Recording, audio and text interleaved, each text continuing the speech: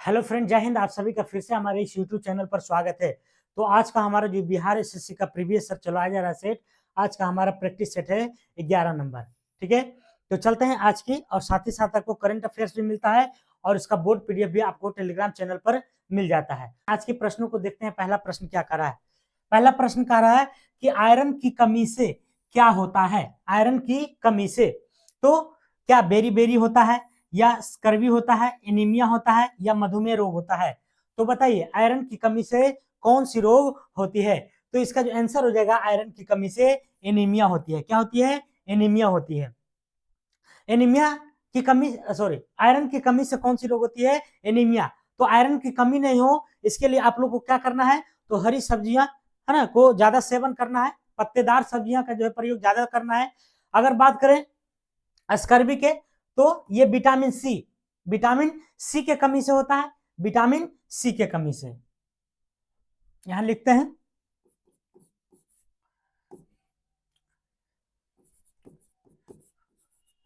Vitamin C की कमी से स्कर्वी होता है। स्कर्वी होता है। अगर बात करें विटामिन सी का रासायनिक नाम क्या है, तो इसका जो रासायनिक नाम है, रासायनिक नाम, विटामिन सी का इसका रासायनिक नाम क्या है? Ascorbic acid. एस्कॉर्बिक एसिड है। Ascorbic acid. ठीक है। अगर बात करें बेरी बेरी का, तो बेरी बेरी जो होता है विटामिन बी1 की कमी से, विटामिन बी1 की कमी से,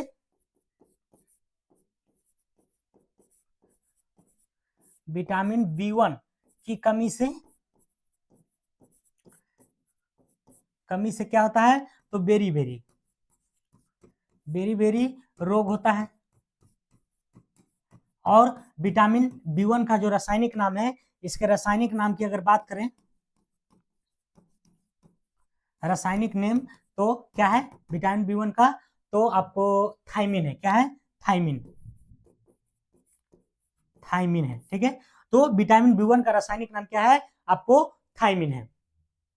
इसी तरह से अगर विटामिन ए की बात करें, विटामिन ए की, तो विटामिन सब जगह लिखा हुआ है।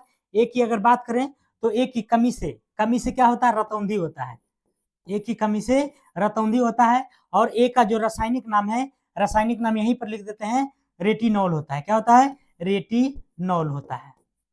रेटिनॉल। ए विटामिन की कमी से क्या क्या होता है? रतौंधी होता है। और इसका रासायनिक नाम क्या है? तो आपको रेटिनॉल है। अगर बात करें विटामिन के की, विटामिन के की अगर बात करें, तो इससे क्या होता है? रक्त के थक्का में कमी, है ना, रक्त की थक्का जमने में कमी होता है।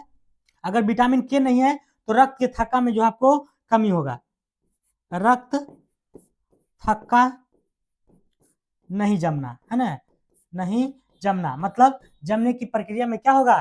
तो ये स्लो हो जाएगा विटामिन के की कमी से। इसकी रासायनिक नाम की अगर बात करें, तो फिलोक्यूनिन। फिलोक्यूनिन। फिलोक्यूनिन होता है। क्या होता है? फिलोक्यूनिन। विटामिन के की जो रासायनिक नाम क्या है? फिलोक्यूनिन है। विटामिन डी की अगर बात करें, तो विटामिन डी का जो है, विटामिन डी के कमी से रिकेट्स होता है। क्या होता है? रिकेट्स। विटामिन डी की कमी से आपको रिकेट्स होता है। रिकेट्स। और इसका रासायनिक नाम अगर पूछे, तो कैल्सीफिरोल। कैल्सीफिरोल होता है। कैल्सीफिरोल। तो ये सारा जो है आपको विटामिन की कमी और विटामिन का जो रासायनिक नाम है, इसके बारे में पूछा जाता है। ठीक है, तो आप लोग इसे एक बार याद रखिएगा। आयरन की कमी से क्या होता है? तो एनीमिया होता है। क्या होता है? एनीमिया। विटामिन सी की कमी से कौन सी रोग होती है? स्कर्वी होती है। विटामिन सी का रासायनिक नाम क्या है? तो एस्कॉर्बिक एसिड है। विटामिन बी1 की कमी से क्या होता है? तो बेरी बेरी रोग होता है। इसका रासायनिक नाम क्या है? तो थायमिन है। विटामिन बी1 का नाम थायमिन है। ए की कमी से रतौंधी होता है, जिसका रासायनिक नाम है रेटिनॉल। और के की कमी से जो है क्या होता है? तो रक्त थक्का नहीं जमता है। और इसका जो रासायनिक नाम है फिलोक्यूनोन है। अगर डी की बात करें, तो इसके कमी से रिकेट्स होता है।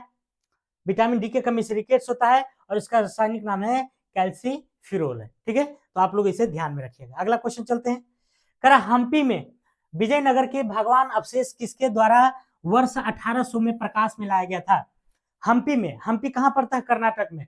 तो हम्पी में विजयनगर के भगवान अवशेष किसके द्वारा वर्ष 1800 में प्रकाश में लाया गया था? तो जो भगवान का अवशेष है ये किसके द्वारा लाया गया था? क्या Colin मैकेंजे, sir John Shore, Android Fraser या जॉन मार्शल के द्वारा? तो किसके द्वारा लगाया गया था? ये पता लगाया गया था आपको कॉलिन मैकेंजे के द्वारा। किसके द्वारा?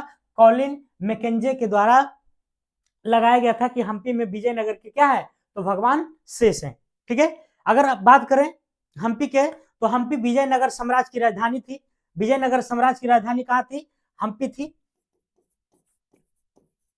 विजयनगर साम्राज्य की राजधानी की अगर बात करें तो राजधानी का नाम क्या है? हम्पी है। और हम्पी कहाँ पड़ता है? तो आपको कर्नाटक में। कर्नाटक में है। हम्पी कहाँ है? तो कर्नाटक में। विजयनगर की संस्थापक की अगर बात करें तो इसका जो संस्थापक था, संस्थापक हरिहर और बुक्का है ना, हरिहर और बुक्का, हरिहर एंड बुक्का था। बुक्का, हरिहर एंड बुक्का ने विजयनगर साम्राज्य की स्थापना किया था। और ये हरिहर और बुक्का जो था किसका पुत्र था? संगम के पुत्र था। यहां लिख देते हैं संगम का पुत्र। संगम का पुत्र, संगम का पुत्र का नाम था हरिहर बुक्का, जिन्होंने क्या किया था? तो विजयनगर साम्राज्य की स्थापना किया था। विजयनगर साम्राज्य की जब स्थापना हो रहा था तो उस समय शासनकाल किसका था? शासनकाल की अगर बात करें तो शासनकाल किसका था? मोहम्मद बिन तुगलक, जिसको एमबीटी कहते हैं, मोहम्मद बिन तुगलक में एमबीटी। और कब हुआ था ये भी पूछा जाता है कि इसका जो विजयनगर साम्राज्य की स्थापना की अगर बात करें तो इसकी स्थापना कब हुआ था? 1336 ईस्वी में।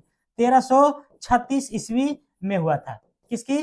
तो विजयनगर साम्राज्य की स्थापना। एक पूछता है कृष्णदेव राय के बारे में कि कृष्णदेव राय विजयनगर साम्राज्य के ही एक महान शासक कहलाते थे, है ना, कृष्णदेव राय। कृष्णदेव राय तो इसके प्रमुख एक शासक थे। प्रमुख शासक की अगर बात करें, यहां से क्वेश्चन आपको आता है तो कौन थे? कृष्णदेव राय थे।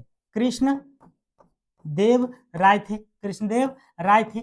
और पूछता है कि यह किस वंश के थे? तो तुलु वंश के थे। किस वंश के? तुलु वंश के थे। किस वंश के थे? तो तुलु वंश के थे। और अगर साम्राज्य पूछे तो किसने? विजयनगर साम्राज्य के, है ना, व्यक्ति थे। कौन? कृष्णदेव राय, जो कि महानतम शासक में से एक थे। ठीक है। तो क्वेश्चन एक बार रिपीट करते हैं। हम्पी में विजयनगर के भगवान अवशेष किसके द्वारा वर्ष 1800 में प्रकाश में लाया गया? कॉलिन मैकेंजी के द्वारा। विजयनगर की अगर बात करें तो इसकी साम्राज्य की राजधानी कहाँ है? हम्पी में, कर्नाटक में पड़ता है। विजयनगर के संस्थापक हरिहर और बुक्का, जो संगम का पुत्र था। इसका शासनकाल किसके शासनकाल में? तो मोहम्मद बिन तुगलक के शासनकाल में विजयनगर साम्राज्य की स्थापना हुआ। इसके स्थापना की बात करें किसकी? विजयनगर साम्राज्य की, 1336 में हुआ। और इसके प्रमुख शासक का नाम क्या है? कृष्णदेव राय, जो किस वंश से थे? तो तुलु वंश से संबंधित रखते हैं। ठीक है। अगला क्वेश्चन चलते हैं। कह रहा कि ट्राइग्लिसराइड क्या है? क्या है? प्रोटीन है, कार्बोहाइड्रेट है, वसा है, या तो फिर खनिज है? तो ट्राइग्लिसराइड की अगर बात करें तो ये क्या है? बताइए जल्दी से। तो ये आपको वसा है। क्या है? वसा है। वसा की अगर बात करें तो वसा में कार्बन, हाइड्रोजन और ऑक्सीजन होता है। वसा में किसका किसका मिश्रण रहता है? तो इसमें जो है कार्बन रहता है, हाइड्रोजन रहता है, कार्बन, हाइड्रोजन और क्या क्या रहता है? वसा में कार्बन, हाइड्रोजन और ऑक्सीजन रहता है। ऑक्सीजन। तो ये जो है इसका क्या है? मिश्रण है। कार्बन, हाइड्रोजन और ऑक्सीजन का मिश्रण है क्या? तो वसा। वसा में दो प्रकार के होते हैं, एक संतृप्त वसा होता है, एक असंतृप्त वसा। वसा कितने प्रकार के होते हैं? वसा दो प्रकार के होते हैं। पहला की अगर बात करें तो संतृप्त होता है, संतृप्त वसा। और दूसरा की अगर बात करें तो असंतृप्त वसा, असंतृप्त वसा। इसमें क्वेश्चन पूछता है कि बताइए इनमें से कौन सी संतृप्त वसा है और कौन सी असंतृप्त वसा है? तो संतृप्त वसा का उदाहरण होता है नारियल के तेल, ताड़ के तेल, नारियल का तेल। इसका जो एग्जाम्पल की अगर बात करें तो इसका एग्जाम्पल हो जाएगा आपको नारियल का तेल, नारियल का तेल। और क्या हो जाएगा? तो आपको जो है ताड़ का तेल, ताड़ तो जानते ही होंगे, ताड़ का तेल। तो नारियल का तेल और ताड़ का तेल जो है किसका उदाहरण है? संतृप्त वसा का। अगर पूछे असंतृप्त वसा का उदाहरण कौन है, तो असंतृप्त वसा का उदाहरण हो जाएगा आपको मछली का तेल। क्या हो जाएगा? मछली का तेल तथा वनस्पति का तेल। इसकी अगर एग्जाम्पल की बात करें तो मछली का तेल, मछली का तेल नहीं कहता, मछली में एकदम तेल है, मजा आ जाएगा खाने में। आयन की अगर बात करें तो और क्या है? मछली का तेल के अलावा जो है वनस्पति, वनस्पति तेल, वनस्पति तेल। तो मछली का तेल और वनस्पति का तेल जो है ये किसका उदाहरण है? असंतृप्त वसा का। जबकि संतृप्त वसा का उदाहरण क्या है? तो नारियल का तेल और ताड़ का तेल। तो वसा कितने प्रकार के होते हैं? कुल 2 प्रकार के होते हैं, ठीक है। और ट्राइग्लिसराइड क्या है? तो एक प्रकार का वसा है, और वसा जो है किसका किसका मिश्रण होता है? कार्बन का, हाइड्रोजन का और ऑक्सीजन का, कार्बन, हाइड्रोजन और ऑक्सीजन, ठीक है। अगला क्वेश्चन, तो अगला क्वेश्चन कह रहा है कि आजादी के बाद भाषा के आधार पर भारतीय राज्यों का पुनर्गठन कब हुआ था? तो 1947, 51, 56, 2000 में। तो इसका जो भाषा के आधार पर भारतीय राज्यों का जो पुनर्गठन हुआ था वो था आपको 1956 में। 1956 में डेट की अगर बात करें तो 1 नवंबर 1956 को, 1 नवंबर 1956 को भाषा के आधार पर भारतीय राज्यों का पुनर्गठन किया गया था। अगर क्वेश्चन पूछे कि भारत में प्रथम भाषा के आधार पर, भारत में प्रथम भाषा के आधार पर, भाषा के आधार पर राज्यों का पुनर्गठन, राज्यों का पुनर्गठन किसका हुआ था? भारत में प्रथम भाषा के आधार पर राज्यों का पुनर्गठन की अगर बात करें तो किसका हुआ था? आंध्र प्रदेश का। किसका? आंध्र प्रदेश का, आंध्र प्रदेश का। और ये जो हुआ था आपको 1953 ईस्वी में, 1953 में। तो ये क्वेश्चन पूछता है कि भाषा के आधार पर पहला राज्य बनने वाला कौन है? तो आपका आंध्र प्रदेश है। कब बना था? तो 1953 में। अगर राज्यों का पुनर्गठन, राज्यों का पुनर्गठन 7वें संविधान संशोधन, 7वें संविधान संशोधन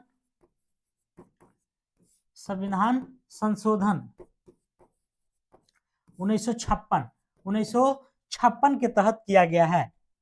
1956 के तहत किया गया है। तो अगर पूछे कि राज्यों का पुनर्गठन जो है कैमे संविधान संशोधन के तहत किया गया है, तो 7वें संशोधन के तहत। कब? तो 1956 में, 1956 में। अगर पूछे कि विकास के आधार पर,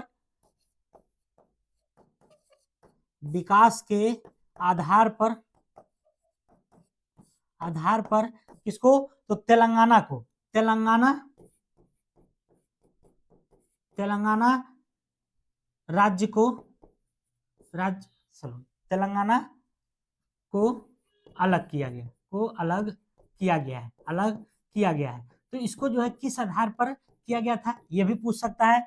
तो विकास के आधार पर, किसके आधार पर? विकास के आधार पर तेलंगाना को अलग किया गया है। और ये अलग कब किया गया था? 2 जून 2014 को।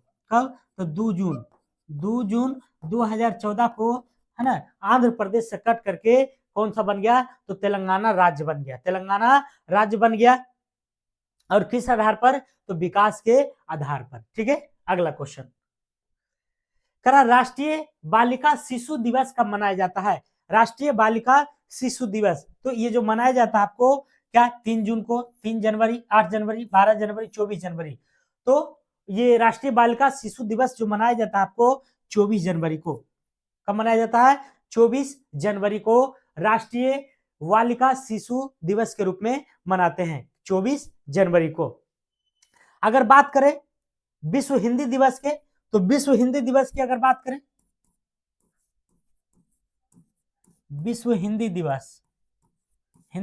दिवस, तो ये जो मनाया जाता है आपको 10 जून को। कब? तो 10 जून को विश्व हिंदी दिवस पूछे तो 10 जून को। अगर राष्ट्रीय युवा दिवस पूछे, राष्ट्रीय युवा दिवस, राष्ट्रीय युवा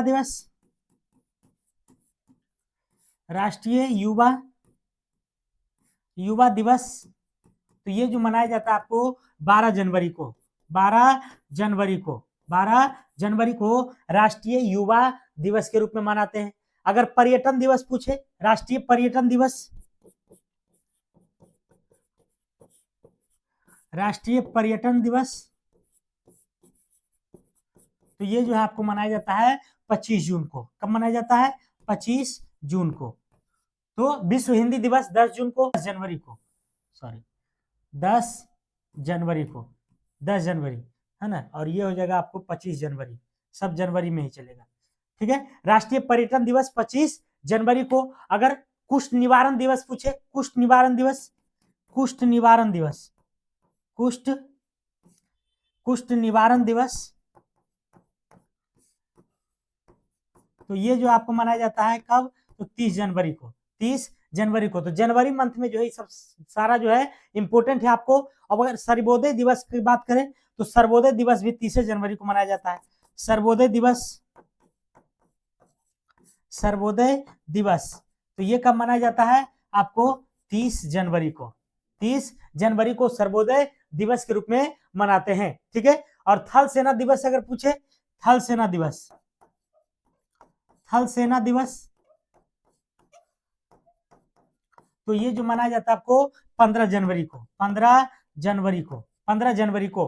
तो मेरे साथ एक बार रिपीट कीजिएगा कि राष्ट्रीय बालिका शिशु दिवस 24 जनवरी को, राष्ट्रीय बालिका शिशु दिवस 24 जनवरी को, विश्व हिंदी दिवस 10 जनवरी, विश्व हिंदी दिवस 10 जनवरी, राष्ट्रीय युवा दिवस 12 जनवरी, और राष्ट्रीय पर्यटन दिवस 25 जनवरी, और कुष्ठ निवारण दिवस 30 जनवरी, सर्वोदय दिवस 30 जनवरी, और थल सेना दिवस पूछे तो 15 जनवरी को मनाया जाता है। तो ये सब सारा जनवरी का जो है इंपॉर्टेंट जो है दिवस है, आप लोग इसे नोट डाउन करके आप इसे याद करिएगा। ठीक है, अगला क्वेश्चन। तो कैसा लग रहा है क्लास, आप लोग जरूर बताइएगा कमेंट बॉक्स में, और अच्छा लग रहा है तो एक बार लाइक शेयर और सब्सक्राइब जरूर करें। कोशिका का शक्ति केंद्र किसे कहता है, या फिर कोशिका का पावर हाउस किसे कहते हैं? इसको दो तरह से पूछा जाता है, कोशिका का शक्ति केंद्र या कोशिका का पावर हाउस। तो किसको? कोशिका भित्ति को, माइटोकॉन्ड्रिया को, राइबोसोम को, या न्यूक्लियस को? तो बताइए कि कोशिका का शक्ति केंद्र किसको कहते हैं? तो ये जो है आपका माइटोकॉन्ड्रिया हो जाएगा। क्या हो जाएगा? Mitochondria, mitochondria. माइटोकॉन्ड्रिया की अगर बात करें तो इसकी खोज किसने किया था? इसकी खोज की अगर बात करें, इसकी खोज खोज किसने किया था? तो अल्टमैन ने। किसने? अल्टमैन ने। अल्टमैन के द्वारा जो है माइटोकॉन्ड्रिया की खोज किया गया था। ठीक है, अगर माइटोकॉन्ड्रिया की बात करें तो कोशिका का श्वसन स्थल कहलाता है ना? ये क्या कहलाता है? तो कोशिका का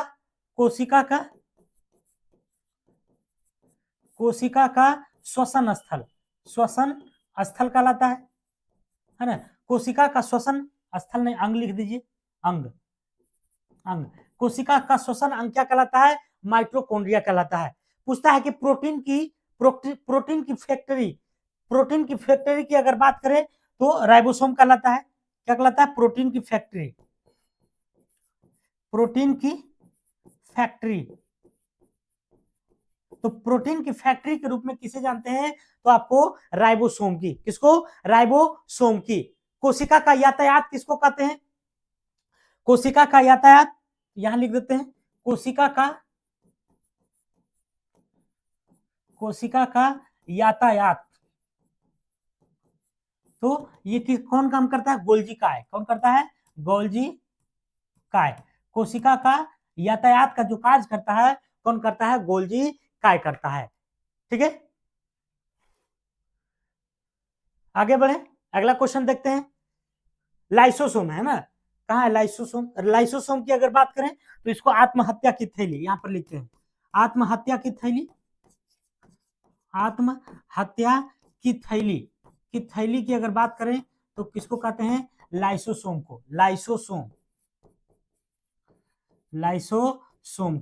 लाइसोसोम को क्या कहते हैं? आत्महत्या की थैली के रूप में जाना जाता है। ठीक है, तो ये सब जो है पॉइंट याद रखिएगा। एक बार रिपीट करवाते हैं। कोशिका के यातायात किसको कहते हैं? गोल्जी काय को। कोशिका का श्वसन अंग कौन कहलाता है? माइटोकॉन्ड्रिया। माइटोकॉन्ड्रिया की खोज किसने किया था? अल्टमैन ने। और प्रोटीन की फैक्ट्री किसको कहते हैं? राइबोसोम को। और आत्महत्या की थैली अगर पूछे तो लाइसोसोम को। ठीक है, अगला क्वेश्चन। कर भारत का कोई नागरिक नागरिकता खो देगा यदि वह क्या करता है? कौन सा कारनामा करता है तो आपका भारत का नागरिकता खो देगा? तो क्या भारतीय नागरिकता को परित्याग करता है? तो बिल्कुल, जब परित्याग कर ही रहा है तो बिल्कुल खो देगा, इसलिए यह कथन क्या है? सही है। स्वेच्छा से किसी अन्य देश का नागरिकता प्रदान करता है? तो बिल्कुल सही है, इसलिए क्योंकि हमारा भारत में क्या है? एकल नागरिकता है, या तो फिर आप भारत में रह सकते हैं या तो फिर आप अमेरिका में रह सकते हैं। तो भारत कैसी जो नागरिकता प्रदान करता है? एकल नागरिकता प्रदान करता है, मतलब कहीं भी आप एक ही जगह रह सकते हैं, दोहरी नागरिकता में नहीं रह सकते हैं।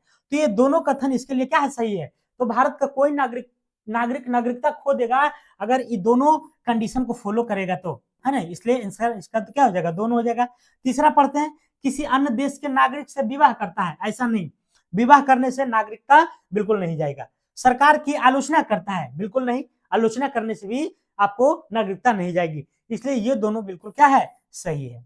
ठीक है, अगर नागरिकता की बात करें तो नागरिकता का जो वर्णन है हमारा भाग 2 में है। नागरिकता का वर्णन किसमें है? नागरिकता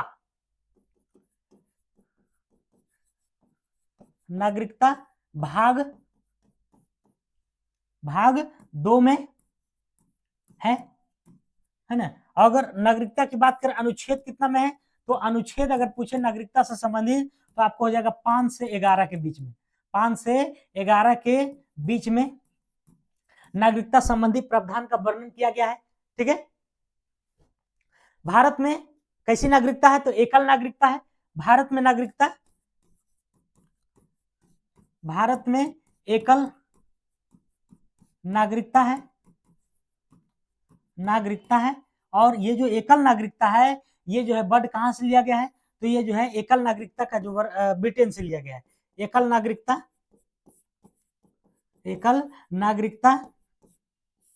ब्रिटेन से लिया गया है। ब्रिटेन से, इसका मतलब है ब्रिटेन में भी एकल नागरिकता होगा। ब्रिटेन से लिया गया है। सब क्वेश्चन खूब पूछता है ना। ठीक है, तो ये सब जो है आपको पॉइंट याद रखना है। अगला क्वेश्चन चलते हैं, करा कौन सा परमाणु ऊर्जा केंद्र पूर्णतः भारत द्वारा निर्मित किया गया है? करा कौन सा ऐसा परमाणु ऊर्जा केंद्र है जो भारत द्वारा, इसमें किसी देश का सहयोग से नहीं, तो करा रावत भाटा, कुडुनकुलम, कल्पक्कम या नरोरा? तो बताइए किसके, कौन सा परमाणु ऊर्जा केंद्र की स्थापना भारत के द्वारा पूर्णतः किया गया है? तो इसका जो आंसर हो जाएगा आपको कल्पक्कम है। कौन है? कल्पक्कम। क्या है? कल्पक्कम। कल्पक्कम की बात करें तो ये कहां है? ये कहां पड़ता है? आपको तमिलनाडु में कल्पक्कम पड़ता है। नरोरा की अगर बात करें तो नरोरा जो है आपको यूपी में पड़ता है, यूपी में, है ना। रावत भाटा की अगर कुडुनकुलम की बात करें तो ये भी जो आपको तमिलनाडु में पड़ता है, तमिलनाडु में। और रावत भाटा की अगर बात करें तो रावत भाटा कहां आपको? राजस्थान में है। रावत भाटा कहां है? राजस्थान में। रावत भाटा कहां है? राजस्थान में। अगर बात करें कल्पक्कम परमाणु केंद्र की जो स्थापना हुआ था तो कब हुआ था इसकी स्थापना की अगर बात करें तो इसकी स्थापना हुआ था 1971 में। 1971 में इसकी स्थापना किया गया था। ठीक है, एक पूछता है कैगा परमाणु ऊर्जा केंद्र कहां है? कैगा परमाणु ऊर्जा केंद्र कहां है? तो कैगा आपको कहां पड़ता है? कर्नाटक में। कैगा कहां पड़ता है? कर्नाटक में। सारा क्वेश्चन जो है आपको इंपोर्टेंट है। कैगा कहां है? तो कर्नाटक में। नरोरा बता दिए हैं, नरोरा कहां है? यूपी में है। जो है इतना सारा पॉइंट याद रखिएगा। एक बार रिपीट कीजिएगा कि कौन सा परमाणु ऊर्जा केंद्र पूर्णतः भारत द्वारा निर्मित किया गया है? तो कल्पक्कम कहां पड़ता है? तो तमिलनाडु में। कुडुनकुलम कहां पड़ता है? तमिलनाडु में। रावत भाटा कहां है? तो राजस्थान में। नरोरा कहां है? तो यूपी में। नरोरा परमाणु केंद्र कहां? यूपी में। कल्पक्कम की स्थापना की बात करें तो 1971 ईस्वी में। और कैगा परमाणु ऊर्जा केंद्र कहां है? तो कर्नाटक में। कहां है? कर्नाटक में। ठीक है, अगला क्वेश्चन, कारण निम्न में से क्षेत्रफल में सबसे बड़ा द्वीप कौन है? ये द्वीप है, ये चारों क्या है? द्वीप है। तो उसमें कारण क्षेत्रफल में सबसे बड़ा द्वीप कौन है? तो सबसे बड़ा वाला द्वीप आपको बोर्नियो द्वीप है। सबसे बड़ा द्वीप कौन है? बोर्नियो द्वीप है। बोर्नियो द्वीप की बात करें तो ये पश्चिमी प्रशांत महासागर में है। ये कहां है? तो ये जो है आपको पश्चिमी प्रशांत महासागर में स्थित है। कहां है? तो पश्चिमी प्रशांत महासागर में क्या है? तो ये जो है आपको स्थित है। कौन? तो बोर्नियो द्वीप। कौन है? बोर्नियो द्वीप। अगर बात करें मेडागास्कर द्वीप की, तो मेडागास्कर द्वीप कहाँ है? तो आपको ये हिंद महासागर में, कहाँ है? तो हिंद महासागर में, हिंद महासागर में, हिंद महासागर में है, हिंद महासागर में मेडागास्कर द्वीप कहाँ है? तो हिंद महासागर में। सुमात्रा की अगर बात करें तो सुमात्रा कहाँ पड़ता है? सुमात्रा आपको जो है, सुमात्रा भी कहाँ है? तो ये भी जो है आपको कहाँ है? हिंद महासागर में। कहाँ है? हिंद महासागर में। तो मेडागास्कर और सुमात्रा हिंद महासागर में, जबकि बोर्नियो द्वीप कहाँ है? तो आपको पश्चिमी प्रशांत महासागर में, पश्चिमी प्रशांत महासागर में। ठीक है, अगला क्वेश्चन चलते हैं। करा कौन सा अम्ल हमारे शरीर में पाचन क्रिया में सहायक है? पचने में, जब खाना खाते हैं तो पचने में सहायक है, तो कौन सा एसिड है? Hydrochloric acid, sulphuric acid, acetic acid, formic acid. तो बताइए इसमें से कौन सा जो है अम्ल जो है हमारे शरीर में पचने में सहायक करता है? तो इसका जो नाम हो जाएगा आपको हाइड्रोक्लोरिक एसिड। हाइड्रोक्लोरिक एसिड, इसको क्या कहते हैं? HCl। क्या कहलाता है? HCl, hydrochloric acid. जब हम भोजन करते हैं, जब हम भोजन करते हैं तो HCl जब भोजन के माध्यम से जो जीवाणु कीटाणु हल्का फल्का जो शरीर में जाता है, तो HCl क्या करता है? उसको मार देता है। HCl क्या करता है? मार देता है, और भोजन को आसानी से पचने में भी क्या करता है? सहायक करता है। ठीक है, कहां से निकलता है? तो अमाशय के, अमाशय के, अमाशय के ऑक्जेंटिक, है ना, ऑक्जेंटिक कोशिका से, ऑक्जेंटिक कोशिका से निकलती है, से निकलती है, निकलती है क्या? तो ये जो है हाइड्रोक्लोरिक एसिड। क्या है? तो हाइड्रोक्लोरिक एसिड कहां से निकलती है? तो ये निकलती है आपको अमाशय के, अमाशय के ऑक्जेंटिक कोशिका से, अमाशय के ऑक्जेंटिक कोशिका से, अमाशय के ऑक्जेंटिक कोशिका से HCl का निर्माण होता है, और वो HCl जो है हमारे भोजन में पचाने में क्या करता है? सहायक करता है। ठीक है, अगर बात करें हाइड्रोक्लोरिक एसिड के, तो भोजन को क्या करता है? अम्लीय बना देता है। इसका क्या काम है? तो ये जो है भोजन को अम्लीय बना देता है। HCl जो है क्या करता है? तो भोजन को अम्लीय, भोजन को अम्लीय बनाता है, अम्लीय बनाता है, अम्लीय बना देता है, और आसानी से क्या होता है? भोजन पच जाता है। ठीक है, अगर एक क्वेश्चन पूछे कि पित्त का स्राव, पित्त का, है ना, पित्त का जो स्राव होता है, पित्त का स्राव कहां से होता है? पित्त का स्राव कहां से होता है? तो बताइए, पित्त का स्राव जो है यकृत से होता है। कहां से? यकृत से, यकृत से होता है, यकृत से होता है। पित्त का स्राव कहां से होता है? यकृत से होता है। अगर बात करें पित्ताशय का आकार कैसा होता है? तो नाशपाती के आकार के जैसा होता है। पित्ताशय का, पित्ताशय का आकार की अगर बात करें तो कैसा होता है? नाशपाती के जैसा, नाशपाती, नाशपाती के जैसा। नाशपाती तो आप लोग जानते ही होंगे कैसा होता है? नाशपाती के जैसा जो है पित्ताशय का आकार होता है। और पित्त का जो स्राव, स्राव मतलब वहां जो उत्सर्जन होता है, तो कहां से होता है? यकृत से होता है। पित्त का उत्सर्जन कहां से होता है? तो यकृत से। ठीक है, अगला क्वेश्चन, कर राष्ट्रीय ध्वज का डिजाइन तैयार किसने किया था? राष्ट्रीय ध्वज का जो डिजाइन है, जो हमारा ध्वज का जो डिजाइन है, उसका डिजाइन तैयार करने वाला कोई और नहीं बल्कि कौन है? पिंगली वेंकैया है। पिंगली वेंकैया, पिंगली वेंकैया जो है क्या करते हैं? तो राष्ट्रीय ध्वज का डिजाइन तैयार करने वाले हैं। अगर बात करें झंडा गीत को, झंडा गीत को जो है सबसे पहले किसने बनाया था? तो श्यामलाल प्रसाद गुप्ता ने। झंडा गीत को किसने बनाया था? श्यामलाल प्रसाद गुप्ता ने। झंडा गीत, झंडा गीत, झंडा गीत को बनाने वाला कौन थे? तो ये आपको जो है कौन है? श्यामलाल प्रसाद गुप्ता है। अगर पूछे कि विदेश में सर्वप्रथम झंडा जो फहराने वाला का क्या नाम है? तो मैडम भिखाजी कामा है। मैडम भिखाजी कामा। विदेश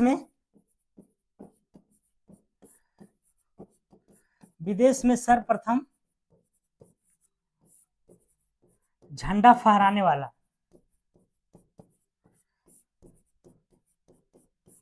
वाला कौन है? तो मैडम भिखाजी कामा। मैडम भिखाजी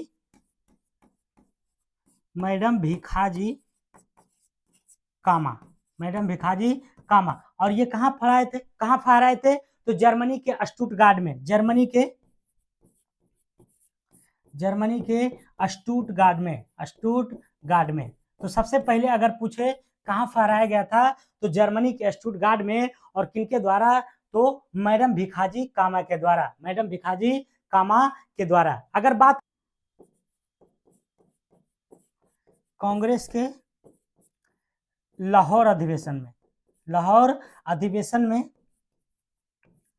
अधिवेशन कब हुआ था, तो 1929 में। 1929 में पंडित जवाहरलाल नेहरू द्वारा, पंडित जवाहरलाल नेहरू द्वारा झंडा फहराया गया था, है ना, झंडा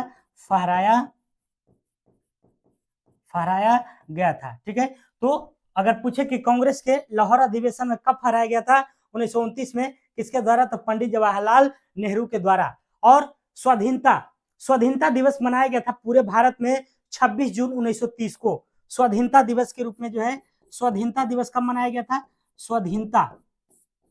स्वाधीनता दिवस की अगर बात करें, जून को, 26 जून 1930 को संपूर्ण भारत में क्या बनाया गया था, तो स्वाधीनता दिवस के रूप में। ठीक है, तो राष्ट्रीय ध्वज को डिजाइन तैयार किसने किया था, पिंगली वेंकैया ने। और झंडा गीत की अगर बात करें, झंडा गीत की, तो झंडा गीत को बनाने वाला कौन है, श्यामलाल प्रसाद गुप्ता है। और विदेश में सर्वप्रथम झंडा फहराने वाला कौन है, मैडम भिखाजी कामा, जो कि जर्मनी के स्टुटगार्ड में फहराए थे। और कांग्रेस के लाहौर अधिवेशन में 1929 ईस्वी में पंडित जवाहरलाल नेहरू द्वारा झंडा को फहराया गया था। और स्वाधीनता दिवस पूरे भारत में कब मनाया गया था, तो 26 जून 1930 को, 26 जून 1930 को। और संविधान सभा द्वारा तिरंगा झंडा को 22 जुलाई 1947 को क्या किया गया था, तो अंगीकार किया गया था। ठीक है, अगला क्वेश्चन, प्राचीन काल में यज्ञ की देखरेख कौन करता था, प्राचीन काल में यज्ञ को, तो क्या होत्री, ब्रह्मा, उद्गाता, अर्धवीर, तो कौन करता था, तो इसका जो आंसर हो जाएगा आपको ब्रह्मा। क्या हो जाएगा, ब्रह्मा। क्या हो जाएगा, ब्रह्मा हो जाएगा। पूछता है कि ऋग्वेद के पुरोहित को क्या कहते हैं, तो होत्री। ऋग्वेद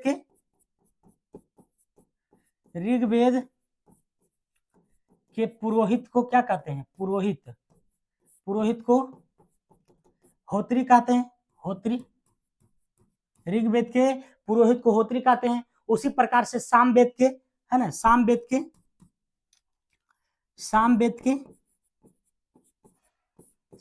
के पुरोहित को क्या कहते हैं, तो इसको जो है उद्गाता कहलाता है। क्या कहलाता है, उद्गाता कहलाता है। अगर बात करें, ऋग्वेद हो गया, सामवेद हो गया, और यजुर्वेद की अगर बात करें, यजुर्वेद के पुरोहित को क्या कहते हैं, तो यजुर्वेद के अर्धवीर कहते हैं। क्या कहलाता है, अर्धवीर कहलाता है। ऋग्वेद, सामवेद, यजुर्वेद, और कौन बच गया, अथर्ववेद। तो अथर्ववेद के पुरोहित को क्या कहते हैं, तो अथर्ववेद के पुरोहित को क्या कहते हैं, ब्रह्मा कहते हैं। क्या कहते हैं, ब्रह्मा कहलाता है। और इसी से तो क्वेश्चन आया था कि काल में यज्ञ की देखरेख कौन करता था, तो ब्रह्मा। अगला क्वेश्चन, कारण नर्मदा बचाओ आंदोलन से कौन जुड़ा है, नर्मदा बचाओ आंदोलन से कौन जुड़ा है, तो मेघा पाटकर, अरुंधति राय, चंदा कालचर, चमन लाल। तो इसका आंसर हो जाएगा आपको मेघा पाटकर। नर्मदा बचाओ आंदोलन से कौन संबंधित है, तो मेघा पाटकर है। ठीक है, अगर बात करें सरदार सरोवर बांध की, सरदार सरोवर बांध किस नदी पर है, बांध किस नदी पर, सरदार सरोवर बांध किस पर है, तो नर्मदा नदी पर है। नर्मदा नदी पर है। ठीक है, अगर बात करें नर्मदा नदी को, तो नर्मदा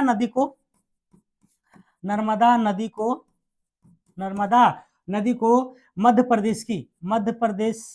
मध्य प्रदेश की जीवन रेखा कहलाता है, की जीवन रेखा कहलाता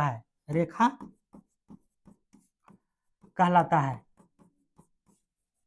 नर्मदा नदी को मध्य प्रदेश की क्या कहलाता है, तो जीवन रेखा कहलाता है। नर्मदा बचाओ आंदोलन का अभियान 1989 में हुआ था। नर्मदा बचाओ, इसका जो अभियान चला था, कब चला था, 1989 में। 1989 में जो है यह अभियान चलाया गया था। ठीक है, और ये जो सरदार सरोवर बांध नर्मदा नदी पर है, इसको जो है किसने बनाया था? सरदार सरोवर बांध को। तो इस बांध को, है ना, इस बांध को किसने बनाया था? तो पंडित जवाहरलाल नेहरू ने। पंडित जवाहरलाल नेहरू ने किसने बनाया था? पंडित जवाहरलाल नेहरू के द्वारा सरदार सरोवर बांध का निर्माण किया गया था। कब किया गया था? तो 1961 में, 1961 ईस्वी में। ठीक है, अगला क्वेश्चन करा कि रंगीत नदी किस राज्य में बहती है? रंगीत नदी की अगर बात करें तो ये बहती है आपको सिक्किम में। कहाँ बहती है? सिक्किम में। रंगीत नदी कहाँ बहती है? सिक्किम में। रंगीत नदी तीस्ता नदी की उपनदी है, सॉरी सिक्किम होगा। ठीक है, तो रंगीत नदी किसका उपनदी है? तो तीस्ता नदी की। रंगीत नदी तीस्ता की उपनदी है। तो किसका उपनदी है? तीस्ता की उपनदी है, जिसका नाम है रंगीत नदी पर 60 मेगावाट का विद्युत, है ना, 60 मेगावाट का विद्युत उत्पादन एक संयंत्र भी लगा हुआ है इस रंगीत नदी पर। अगर बात करें तो इस पर 60, है ना, 60 मेगावाट का संयंत्र लगा हुआ है। लगा है। तो अगर पूछे कि रंगीत नदी पर कितने वाट का संयंत्र लगा हुआ है, तो 60 वाट का। कितना वाट का? 60 वाट का संयंत्र लगा हुआ है। रंगीत नदी पर 2 गो शहर बसा हुआ है, जिसका नाम है जोरथौग और लेगशिप। रंगीत नदी पर इस पर 2 शहर बसा है। तो पहला की अगर बात करें तो जोरथौग। क्या नाम है? जोरथौग। पहला का नाम क्या है? जोरथौग है। और दूसरा का नाम अगर देखें तो लेगशिप है। तो ये 2 शहर जो बसा हुआ है, आपको कहां बसा हुआ है? तो रंगीत नदी पर। कहां है? रंगीत नदी के पास में। ठीक है, अगला क्वेश्चन करें, भारत का राष्ट्रीय जलीय जीव क्या है? तो भारत का राष्ट्रीय जलीय जीव कौन है? मांगुर मछली है, घड़ियाल है, डॉल्फिन है, मगरमच्छ है। तो इसका जो आंसर हो जाएगा आपको डॉल्फिन हो जाएगा। क्या हो जाएगा? डॉल्फिन को राष्ट्रीय जलीय जीव कब घोषित किया गया था? तो 2009 में, है ना। इसे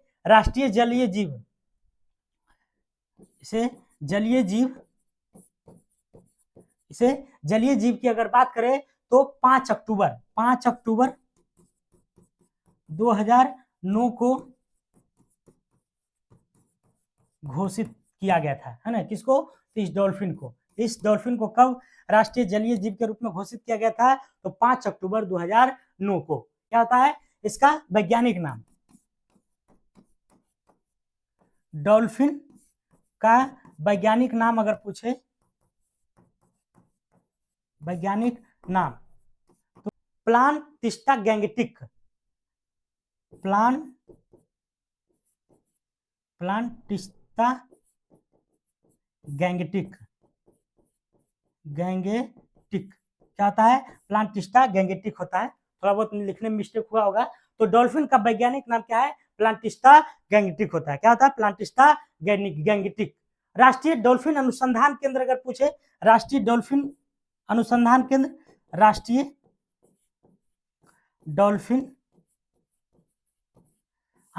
केंद्र कहाँ है? तो ज्यादा दूर नहीं है। कहाँ है? तो पटना से है। पटना में है। कहाँ है? पटना में। राष्ट्रीय डॉल्फिन अनुसंधान संस्थान कहाँ है?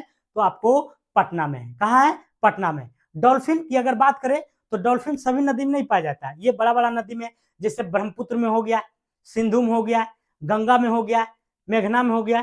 कहाँ कहाँ पाया जाता है? तो ये जो डॉल्फिन है आपको ब्रह्मपुत्र में, गंगा में, और कहा? तो सिंधु में, और कहा? तो मेघना में। ये सब नदियों में जो है कौन पाया जाता है? तो डॉल्फिन पाया जाता है। ठीक है, और मांगुर मछली की अगर बात करें तो मांगुर मछली हमारा बिहार का जलीय जीव है। ये क्या है? तो बिहार का जलीय जीव है। बिहार का जलीय जीव क्या है? तो मांगुर मछली है। ठीक है, अगला क्वेश्चन कह रहा कि 6 एवं 9 अगस्त 1945 ईस्वी में गिराए गए परमाणु बम में कौन सी अभिक्रिया हुई थी? नाभिकीय संलयन वाला, कि विखंडन, कि विस्फोटक, कि ऑक्सीडेशन? बताइए कौन सी अभिक्रिया हुई थी?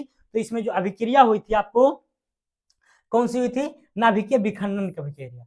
नाभिकीय विखंडन की अभिक्रिया हुई थी।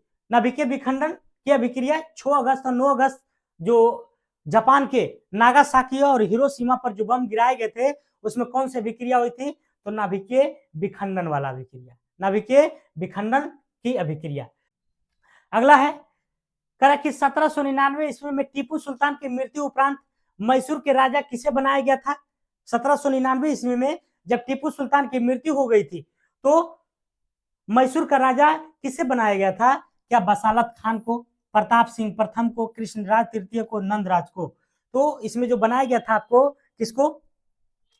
तो ये कृष्णराज तृतीय को। किसको बनाया गया था? कृष्णराज तृतीय को, जब 1799 ईस्वी में टीपू सुल्तान की मृत्यु हो गई थी। एक झलक देखते हैं आंग्ल मैसूर युद्ध के बारे में। ये 4 गो आंग्ल मैसूर युद्ध हुआ था, है ना। पहला की बात करें तो 67 से 69 के बीच में, फिर 80 से 84 के बीच में, 1780 84, फिर 90 से 92 और फिर हो जाएगा आपको 1799। इसमें क्या हुआ था? टीपू सुल्तान के मृत्यु हो गया था।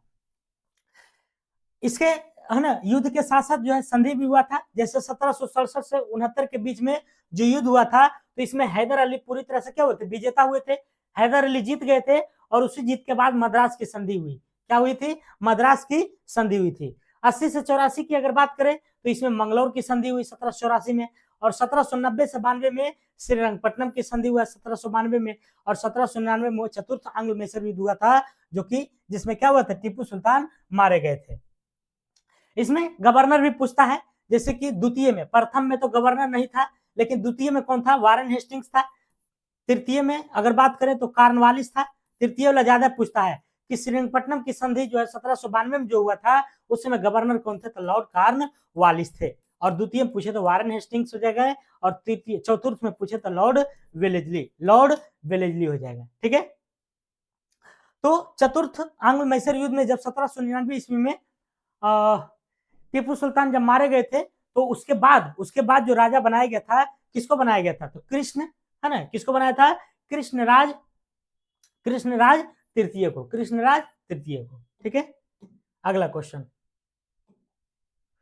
क्वार्ट्ज का रासायनिक नाम क्या है? क्वार्ट्ज का रासायनिक नाम क्या है? तो इसका जो रासायनिक नाम है आपको सिलिकॉन डाइऑक्साइड है। क्या है? SiO2। क्वार्ट्ज का जो फॉर्मूला होता है SiO2 होता है। क्या होता है? SiO2 क्वार्ट्ज का। ठीक है, अगला क्वेश्चन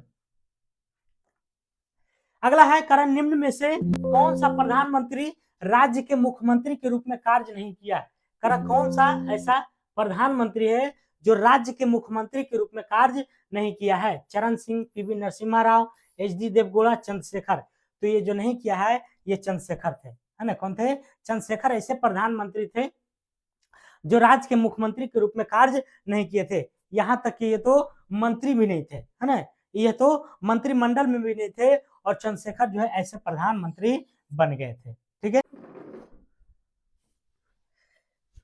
अगला क्वेश्चन देखते हैं। अगला क्वेश्चन क्या कर रहा है? कह रहा है कि हस्तिनापुर का उत्खनन कब हुआ था? हस्तिनापुर का उत्खनन कब हुआ था? तो बताइए 1947 से 48, 50 से 52, 53 से 54 या 53 से 56? तो इसका जो उत्खनन हुआ था, उत्खनन मतलब जो खुदाई हुआ था 1950 से 1952 के बीच में, है ना। हस्तिनापुर का जो उत्खनन हुआ, खुदाई हुआ 1950 से 52 के बीच में हुआ। अच्छा, किसने किया? तो बीबी लाल के द्वारा किया गया था। यह जो है खुदाई किसके द्वारा? तो बीबी लाल के द्वारा इसकी खुदाई किया गया है। किसकी खुदाई? तो हस्तिनापुर की। और कब किया गया था? तो 1950 से 1952 को, 1950 से 1952 को इसकी खुदाई की गई थी। अगर बात किया जाए बीबी लाल को तो इनको पद्म विभूषण से भी सम्मानित किया गया है। इन्हें इन्हें पद्म विभूषण, पद्म विभूषण, विभूषण से 2021 में सम्मानित किया गया है। सम्मानित किया गया, कब किया गया है? तो 2021 में बीबी लाल को पद्म विभूषण से सम्मानित किया गया है। अगर बात करें इस हस्तिनापुर को, तो इसको पुनः से खुदाई किया जा रहा है। इसको पुनः से मतलब फिर से खुदाई किया जा रहा है, और ये जो खुदाई है डॉक्टर डीबी गणनायक के द्वारा, है ना। इस हस्तिनापुर की अगर बात करें तो इसकी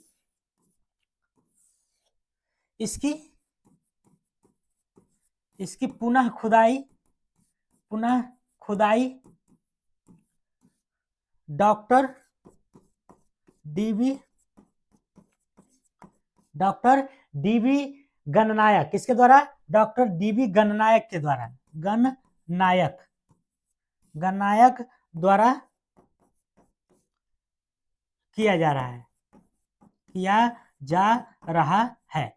तो अगर पहला बार पूछे तो हस्तिनापुर का खुदाई जो किया था ये बीबी लाल द्वारा किया गया था 1950 से 52, लेकिन इसकी पुनः खुदाई जो किया जा रहा है डॉक्टर डीबी, है ना, गणनायक के द्वारा किया जा रहा है। अच्छा, एक क्वेश्चन पूछता है कि पुराने रथ का जो साक्ष्य कहां से मिला है? पुराने रथ का साक्ष्य, तो पुराने रथ का साक्ष्य अगर पूछे कि पुराने रथ का साक्ष्य कहां से मिला है, साक्ष्य कहां से मिला है, तो ये जो मिला है आपको बागपत जिला के सिनौली से। कहां से मिला है? बागपत जिला के सिनौली से, बागपत जिला के सिनौली से इस, है ना, पुराने रथ का प्रमाण मिला है या साक्ष्य मिला है। ठीक है, अगला क्वेश्चन कह रहा कि पौधे में जाइलम का क्या कार्य है? तो जल का परिवहन करना, भोजन का परिवहन, उक्त दोनों, इनमें से कोई नहीं। तो पौधे में जो जाइलम का जो कार्य है वो जो है जल का परिवहन करना। जल का परिवहन मतलब जल को जो है पूरे जो है भाग में पहुंचाना। किसका? तो पेड़ के। जल का परिवहन पौधे में, तो पौधे के पूरे भाग में जल का परिवहन कौन करता है? जाइलम करता है। अगर फ्लोएम की बात करें तो फ्लोएम भोजन का परिवहन कौन करता है? तो भोजन का जो परिवहन करता है वो फ्लोएम करता है। कौन करता है? फ्लोएम। पौधे का परिवहन भोजन का परिवहन कौन करता है? तो फ्लोएम करता है। ठीक है, अगला क्वेश्चन सर क्रीक विवाद किन दो देशों के मध्य में था? तो भारत और पाकिस्तान, पाकिस्तान अफगानिस्तान, भारत चीन, और भारत और बांग्लादेश। तो सर क्रीक विवाद भारत और पाकिस्तान के बीच में सर क्रीक विवाद है। सर क्रीक विवाद गुजरात राज्य से जुड़े हुए है ना। गुजरात राज्य का लेकर के भारत और पाकिस्तान के बीच में क्या है? तो सर क्रीक विवाद है। ये जो सर क्रीक विवाद है किस राज्य को लेकर के है? तो गुजरात राज्य को लेकर के, है ना। किसको है? गुजरात राज्य को लेकर क्या है? तो यह सर क्रीक विवाद है। तो किस किस देश के बीच में विवाद है? भारत और पाकिस्तान के बीच में। ठीक है, और भारत पाकिस्तान के बीच में क्या है विवाद? तो भारत और पाकिस्तान की अगर बात करें तो जैसे सिंधु जल विवाद भी है ना। सिंधु जल विवाद भी है। हालांकि इस विवाद को विश्व बैंक की अगुवाई में 1960 ईस्वी में इस पर समझौता किया गया है ना। इस पर समझौता किया गया है सिंधु जल विवाद पर। तो सिंधु जल विवाद पर विश्व बैंक द्वारा 1960 में समझौता किया गया है। क्या समझौता किया गया है? कि कौन पानी कौन लेगा। समझौता किया गया है कि कितना पानी कौन लेगा और कौन कौन नदी का अधिकार भारत है और किसका अधिकार, है ना, कौन सी नदी का अधिकार पाकिस्तान को है। अगला क्वेश्चन किसी वस्तु की कीमत में वृद्धि से क्या तात्पर्य है? तो अगर कीमत में वृद्धि हो रही है तो क्या होगा? मुद्रा का मूल्य में गिरावट होगा और वस्तु के मूल्य में वृद्धि होगी। तो बिल्कुल सही है। अगर किसी वस्तु की कीमत में वृद्धि होती है, कीमत बढ़ जाती है, तो मुद्रा का मूल्य में क्या होगा? गिरावट हो जाएगा और वस्तु की मूल्य में वृद्धि हो जाएगी। मुद्रा का मूल्य में इसका आंसर क्या हो जाएगा? तो डी नंबर हो जाएगा। ठीक है, क्या हो जाएगा? डी नंबर में। इस अवस्था की अगर बात किया जाए तो इसको मुद्रास्फीति भी कहते हैं। कह रहा किसी वस्तु कीमत में वृद्धि से क्या तात्पर्य है, तो कीमत अगर बढ़ रही है और वस्तु क्या हो रही है, घट रही है, तो क्या हो जाएगी, मुद्रास्फीति हो जाएगी। क्या हो जाएगी, मुद्रास्फीति। ठीक है, अगला क्वेश्चन कह रहा ग्लोबल हंगर इंडेक्स किसके द्वारा प्रकाशित किया जाता है, तो ग्लोबल हंगर इंडेक्स जो है आपको किसके द्वारा प्रकाशित किया जाता है, बताइएगा आप जरूर, आप लोग क्वेश्चन। तो ये जो किया जाता है आपको international food policy research institute के द्वारा, किसके द्वारा, international food policy research institute के द्वारा इसको प्रकाशित किया जाता है। अगला क्वेश्चन कह केसर का मुख्य उत्पादन राज्य कौन है, केसर का मुख्य उत्पादन राज्य की अगर बात करें तो कौन है, केरल है, पंजाब है, जम्मू कश्मीर है, गुजरात है।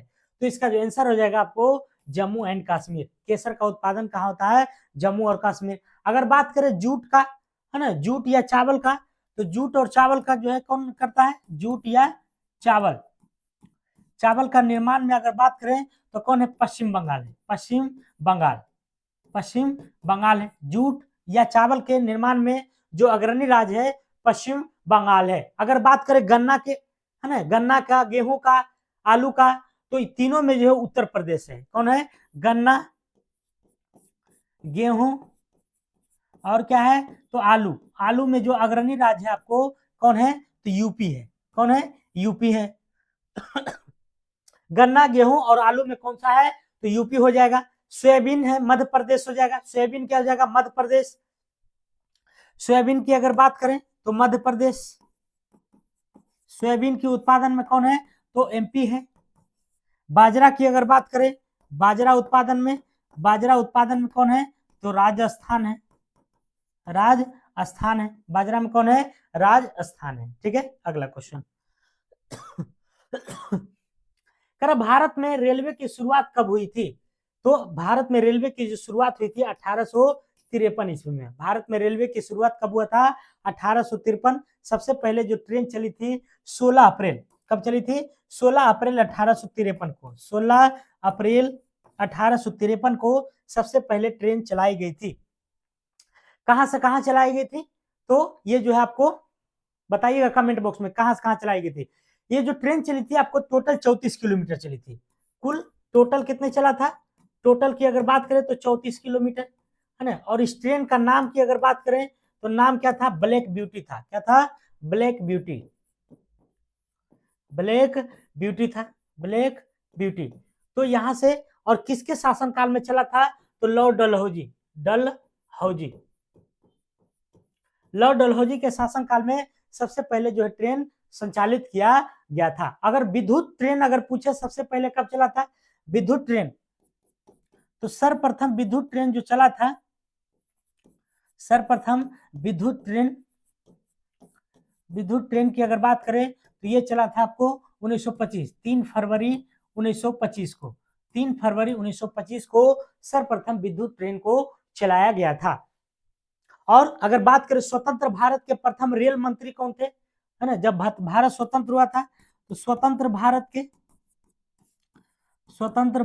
के रेल मंत्री कौन थे, रेल मंत्री, तो रेल मंत्री की अगर बात करें तो जॉन मथाई थे। कौन थे, जॉन मथाई, जॉन मथाई थे, जॉन मथाई। और अगर पहली रेल मंत्री अगर पूछे, है ना, पहली महिला रेल मंत्री, महिला रेल मंत्री, तो रेल मंत्री कौन है, बंगाल के जो अभी सीएम है। तो पहला अगर रेल मंत्री पूछे तो ममता बनर्जी हो जाएंगे। क्या हो जाएंगे, ममता बनर्जी, ममता बनर्जी हो जाएंगे। पहली रेल मंत्री महिला जो कौन थी, ममता बनर्जी थी। और रेलवे के पितामह जॉर्ज स्टीफेंस को कहा जाता है। रेलवे के पितामह किसको कहते हैं, रेलवे का पितामह की अगर बात करें तो जॉर्ज स्टीफेंस को माना जाता है। जॉर्ज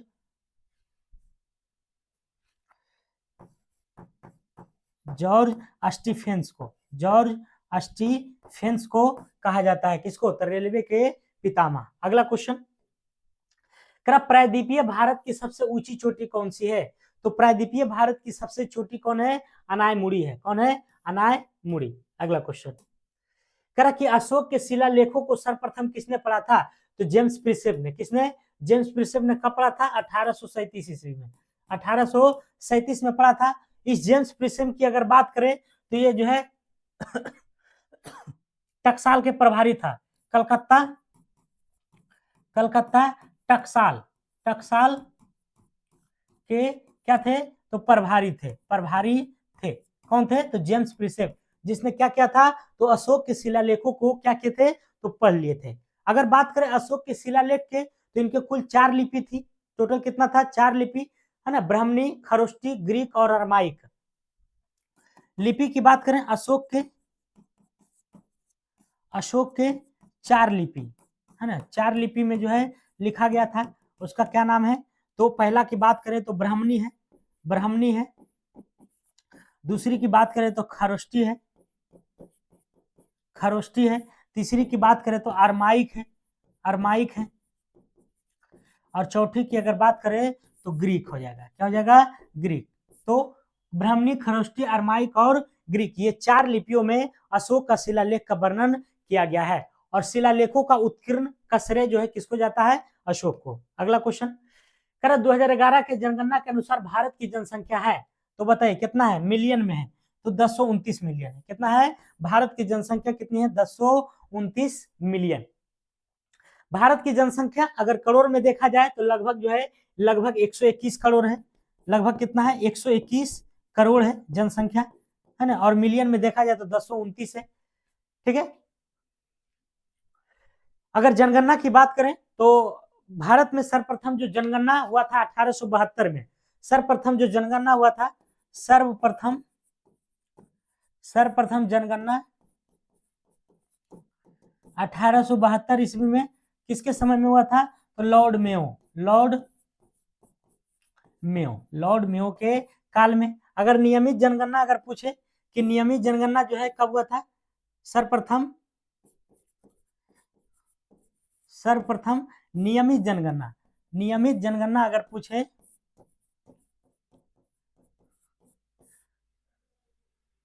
तो नियमित जनगणना की अगर बात करें तो 1881 ईस्वी में, 1881 ईस्वी में। और उस समय जो है कौन थे? तो लॉर्ड रिपन थे। अस्थायी जनगणना के मतलब हुआ कि प्रत्येक 10 वर्षों में जनगणना किया जाने लगा। कब से? 1881 से। ठीक है। और भारत में प्रथम जातिगत जनगणना अगर पूछे तो भारत में सर्वप्रथम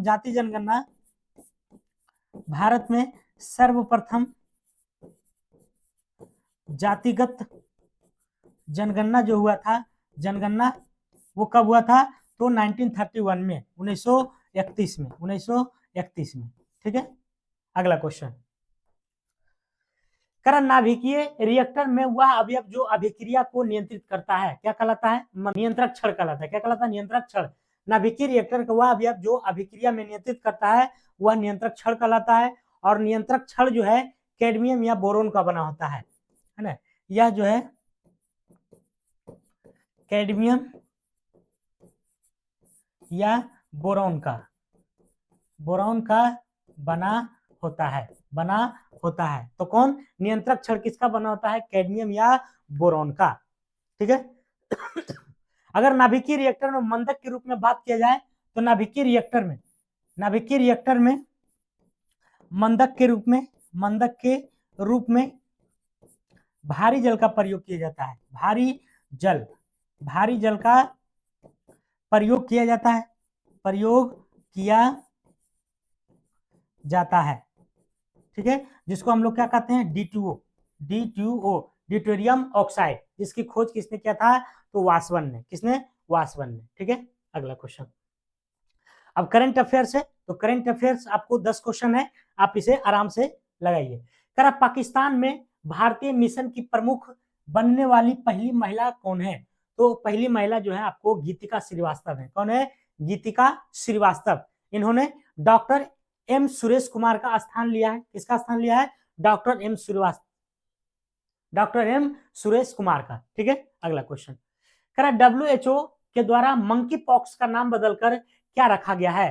तो मंकी पॉक्स का जो नाम बदलकर रखा गया है वो रखा गया है एम पॉक्स। क्या रखा गया है? M pox.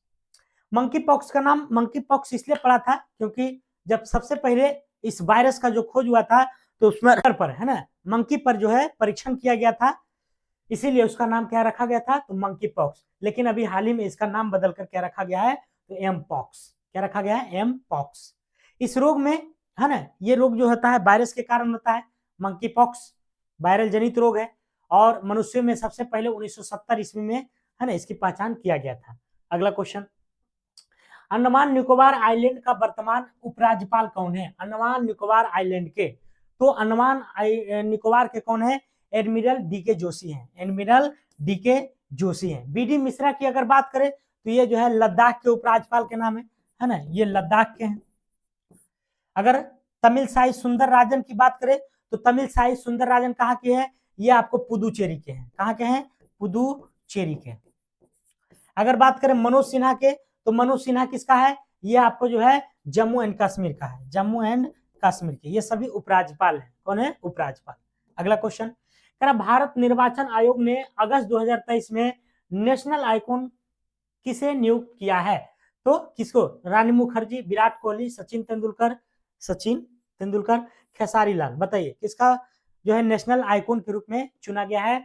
तो ये चुना गया है आपको सचिन तेंदुलकर को, सचिन तेंदुलकर को। अगला क्वेश्चन, नेशनल ग्रीन ट्रिब्यूनल के अध्यक्ष कौन है? नेशनल ग्रीन ट्रिब्यूनल के अध्यक्ष की अगर बात करें तो कौन है, जस्टिस प्रकाश श्रीवास्तव, जस्टिस प्रकाश श्रीवास्तव है। नेशनल ग्रीन ट्रिब्यूनल की अगर बात करें तो इसका जो स्थापना किया गया है इसलिए क्योंकि पर्यावरण से संरक्षण है ना, पर्यावरण के संरक्षण से संबंधित जो है ये क्या करता है, तो उसको देख रेख करता है, अगर कोई विवाद होता है तो उसका निपटारा भी करता है ना, जस्टिस प्रकाश श्रीवास्तव है। और इसका जो ट्रायल चलता है मात्र 90 दिन तक, 90 दिन तक जो है 90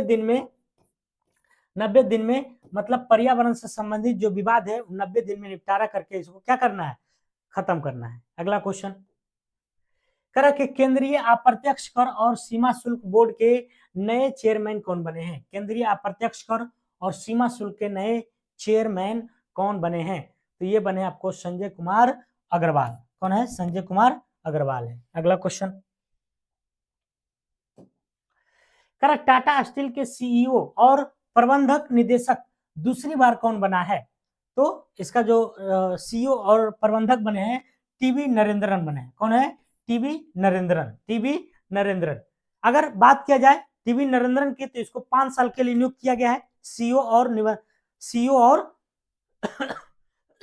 सीईओ और प्रबंध निदेशक के रूप में। किसको, टीवी नरेंद्रन को।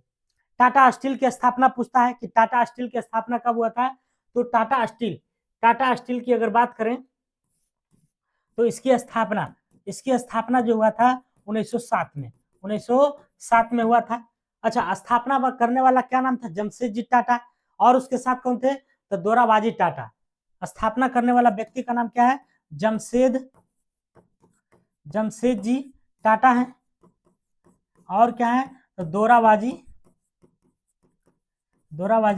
टाटा है, जमशेदजी टाटा और दोराबाजी टाटा है। ठीक है, और इसकी मुख्यालय जो है टाटा स्टील कंपनी के, इसकी जो हेडक्वार्टर है वो कहाँ है, तो आपको मुंबई में है, मुंबई। ठीक है, अगला क्वेश्चन, केंद्रीय मंत्रिमंडल ने 22वें विधि आयोग के कार्यकाल कब तक के लिए बढ़ा दिया गया है? केंद्रीय मंत्रिमंडल ने 22वें विधि आयोग के कार्यकाल को कब तक बढ़ा दिया गया है? तो इसको जो बढ़ाने का काम किया गया है 31 अगस्त 2024 तक, 31 अगस्त 2024 तक जो है इसका कार्यकाल क्या किया गया है, बढ़ा दिया गया है। अगला क्वेश्चन, करा कि बिहार का दूसरा बाघ अभ्यारण्य किस जिला में मिलने का चर्चा की जा रही है? तो पहला तो वाल्मीकि राष्ट्रीय उद्यान है ही, है ना, वाल्मीकि राष्ट्रीय उद्यान है। पहला कौन है, वाल्मीकि राष्ट्रीय उद्यान है, जो कि पश्चिमी चंपारण में है। पश्चिमी चंपारण को क्या कहते हैं, बेतिया कहलाता है। तो बेतिया में जो है प्रथम वाल्मीकि राष्ट्रीय उद्यान है। लेकिन दूसरी की बात किया जा रहा है तो दूसरी आपको कहाँ मिलेगा, रोहतास में, सॉरी कैमूर में। कहाँ मिलेगा, कैमूर में। दूसरा कहाँ मिलेगा, कैमूर में। अगला क्वेश्चन, बिहार के हाल ही में किससे बाजार से कई गुना सस्ता इन्वर्टर बनाया है? तो बिहार का ऐसा कौन होनहार बालक है जिसने कई गुना सस्ता इन्वर्टर का जो है निर्माण किया है, तो उसका नाम है प्रणव कुमार। मात्र और मात्र कितना साल का है, तो 15 साल का, 15 वर्ष का जो है लड़का है प्रणव कुमार, जिन्होंने बाजार से कई गुना सस्ता जो है इन्वर्टर का निर्माण किया है। ठीक है, अगला क्वेश्चन। तो आज का ये 40 क्वेश्चन हो चुका है। आप लोग को 30 क्वेश्चन जो है प्रीवियस ईयर मिलता है और 10 क्वेश्चन आपको करंट अफेयर्स, क्योंकि करंट अफेयर्स पढ़ना बहुत ही जरूरी है, क्योंकि हर एक एग्जाम में लगभग 20 क्वेश्चन जो है आपको करंट अफेयर्स मिलता है। तो 10-10 क्वेश्चन अगर आप डेली पढ़िएगा तो आराम से आपको करंट अफेयर्स में कोई दिक्कत होने वाला नहीं है। ठीक है, तो आज के लिए इतने ही दोस्तों। जय हिंद, जय भारत।